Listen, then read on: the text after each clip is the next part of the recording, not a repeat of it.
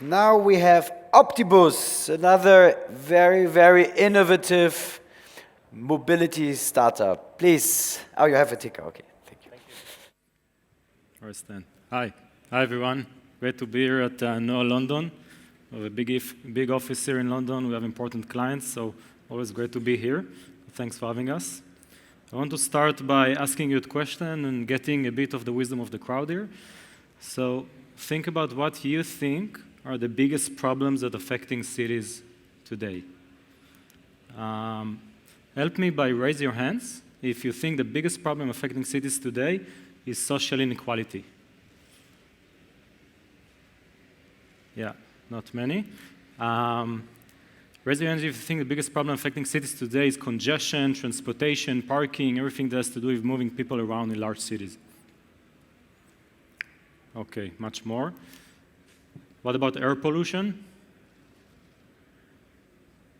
And crime. If you think crime, safety is the biggest problem affecting cities today. Okay, not many. So cities have evolved over time, but many of these problems remain, and some of them became much more severe. Definitely today, and that's what I hope to convince you in this talk, is that the major problem that affecting cities today is how we move around. Congestion, parking, transportation, especially when cities are getting larger and larger. I'm Amos, co-founder and CEO of Optibus. We are a SaaS platform for transportation, optimizing transportation and planning transportation system all around the world.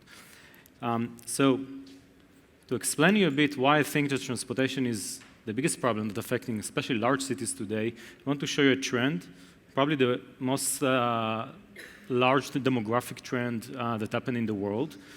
You can look at this chart. It shows you the blue is places that majority of them are living in rural areas, while the red is urban areas. And you can see the trend going from the 1950s and until today, where it used to be that most of the world were living in rural areas. Very few are living in cities, relatively. Today, most of the world lives in cities in urban area. And that shift, it's not like millions or even hundreds of millions are moving from villages and rural areas into cities, but it's actually billions. It's about 3 billion, I think, since 1950 that moved into cities. And that's a huge, huge shift. And that creates good things and bad things. We'll start from the good thing. Research shows that population density leads to productivity.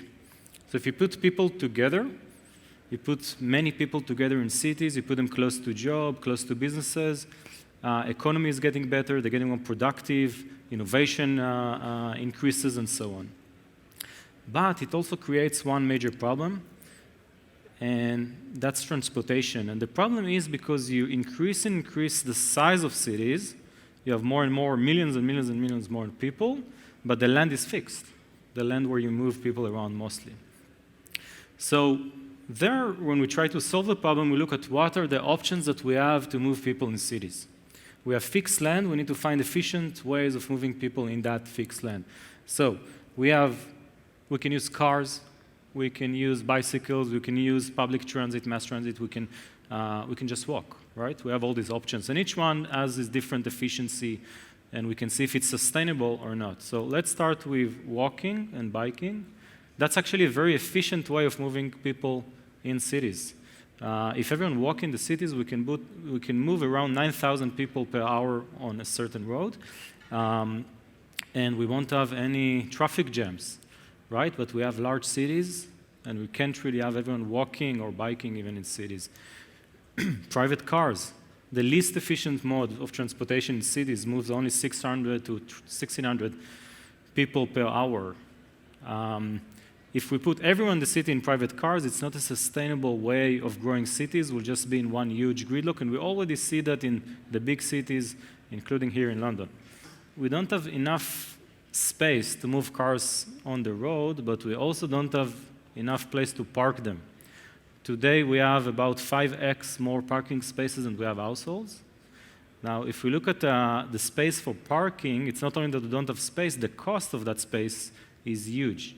Only in Seattle, if you look at the land, the real estate cost of parking in Seattle is $35 billion a year.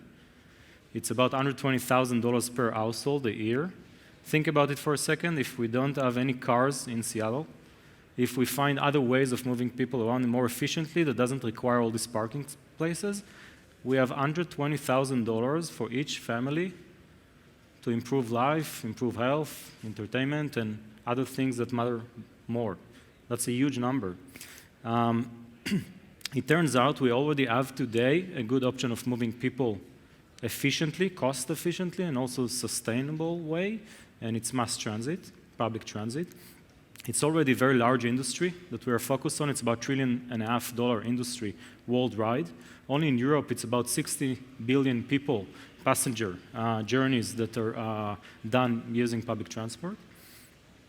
But for many, many years, when we look at public transportation network and the way that people move in public transit, it didn't really change. It used to be a very good option, but today not many people are using it. US, for example, 5% of the population using public transit. And if we keep this trend, we won't be able to really solve these transportation issues. Now, when we thought and we started Optibus and we thought of the way that how do you design all this transportation network? How do you design routes and timetables and what vehicle to use and all of that? And we thought there has to be probably cities like London, like New York and others, probably have this supercomputer that looks at all the data in the city, crunch the numbers and decide how to move people around and which routes to go and all of that. And then when we started working with cities, we saw that actually the way that cities around the world are planning their public transit network looks like that. This is one city we work with, one of our clients. It's actually pieces of papers hanging on a wall. There are people standing and moving. What city is that? This is in Israel, and we'll get to other cities in Europe. We'll show you how it is in Europe. It's several cities. People are moving papers, and by doing that, they're planning the transportation in the city. So we then moved to Europe, and Europe has much better technology. They use wood. So they have these wooden sticks that they stick on the wall, and they move that. These are two different cities in Europe, by the way. So we thought there has to be another way. We have lots of data about movement of people. We have data about traffic, data about demand. How do we learn from that data, and how do we optimize the networks, the routes, the vehicles, the drivers, using AI, using optimization, and moving all this large industry, but all tech, into the new world. So meet Optibus, we're about 120 people today, raised about $55 million from some of the best venture capital firms in the world.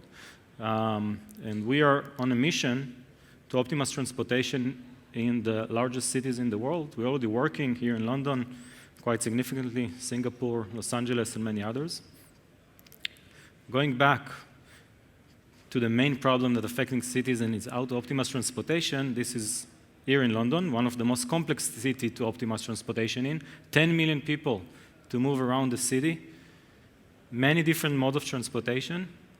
How do you design those routes? Which vehicle should you use? Should they be double-decker, single-decker, mix, electric, hybrid, CNGs? Where do we allocate the stops? All of that optimization was done the way that I showed you, and we are building and providing a dynamic engine to optimize that based on data and based on advanced technology. So a short presentation, definitely didn't get into much details, but if you want to read much more about Optibus, you can go to optibus.com. Thank you. I have a business development idea for you. You have to publish data. What city is the most efficient? And then you have rankings, and then the cities will hire you to move up. You say that because we are right now exactly doing this index, and we're going to publish it soon. Good idea. Small minds think alike. Yeah. Thank you so much.